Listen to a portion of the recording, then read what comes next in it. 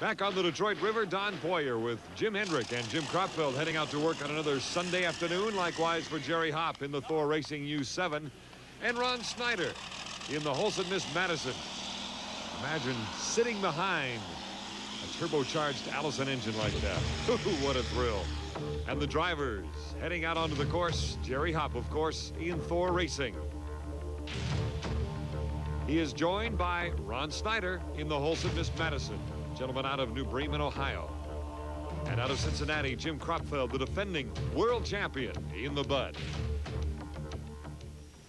No doubt about it, the Budweiser getting a break in the draw, qualifying almost 40 miles per hour faster than the other two boats in Heat 1B. So a chance to pick up more valuable national points in that race for the 87 season. Here comes the start. Thor racing on the inside of the Budweiser, and then Ron Snyder and the Holset Miss Madison. It's a legal start. Again, only 3 boats with a gorgeous view as you look across the river, too. Better than 500,000 fans here, according to Detroit police reports. A lot of people. Great tradition of boat racing here on the Detroit River in Motor City. And what can you say about that Miss Budweiser? Qualifying at over 150 miles per hour on its qualifying lap. That is only the second time any boat has done it.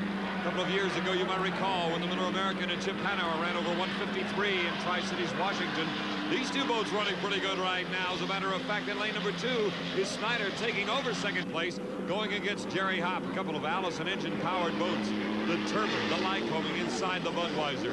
Again, 150 miles per hour.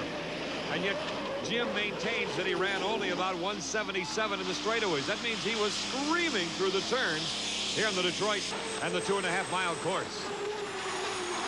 Right now, Budweiser averaging about 115 miles per hour. So he's taking it easy on the equipment. Still a good battle for second and third with Snyder on the outside. Ron Snyder from New Bremen, Ohio. And in third place, out of the town of Snohomish, Washington, near Seattle, is Jerry Hopp in the Thor Racing in the U7. But the Budweiser undefeated in 1987. In fact, in 1986, they won in Las Vegas. They won in Miami in 87. Then in Evansville, Indiana, and Madison, Indiana, last week by virtue of points after the weather shut down the racing. Jim Kropfeld in that tight rooster tail turn. Remember last year when the Budweiser came through here? My goodness. Talk about trouble trying to handle a boat. Kropfeld did a great job, and now he has some kind of machine to ride here in this new season. Ron Snyder was not secretive about his displeasure over his boat going through the turns in Madison, unable to maintain the boat speed he needed to compete with somebody like the Budweiser. Right now, he's in second place. Can you imagine riding next to Ron Snyder? See how he jumped and rocked and rolled inside the cockpit? The Budweiser with Jim Kropfeld, he is strapped down with the 5-way belt system. Lots of cushions on each side of him. Plenty of cushioning above him as well, as a result of the accident involving Steve Reynolds, where Steve hit his head on the canopy. Now the Budweiser and Chip Hanauer and the Miller have padding on the canopy directly above them. Jerry Hopp in the U7 in third place here in Heat 1B. 4 vastly different race courses we have competed on here in 87. The tight Miami course, very safe with a slight dogleg on one of the straightaways. That course in Evansville. Then on to Madison, Indiana with the incredibly long straightaways, very tight turns. And now here in Detroit where it's rough. Rough throughout the course. 2.5 miles. Very wide first turn, extremely tight second turn. And then down the straightaway next to the wall. Right now, Jim Kropfeld out of Cincinnati with the lead. National point lead and the heat lead here in 1B. You can see even that boat having problems trying to handle. Look how tight our cameras are on Ron Snyder. You can ride along with him.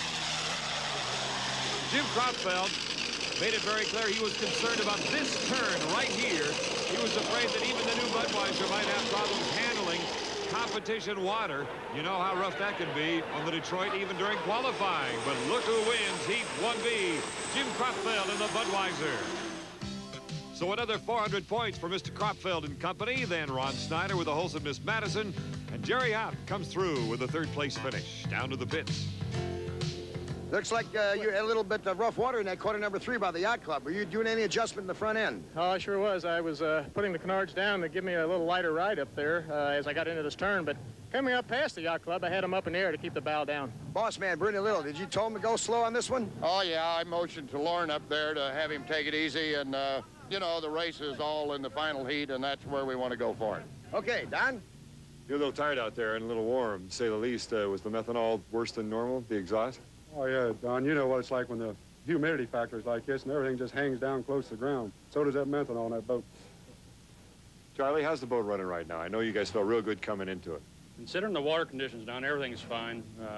We're not trying to tear up any equipment. We got a long haul west. We're just trying to make it through this the best way we can. Everything's going fine so far. Okay, last question. I want to know what's this all about? What's this button? That's TV, show on TV here last week. Just give him hell, Ollie. Explain it for a little here. Well, hey, I hope he runs for president. He got my vote. About 6 miles to the west of our race course, Lake Sinclair. We'll be back in a minute.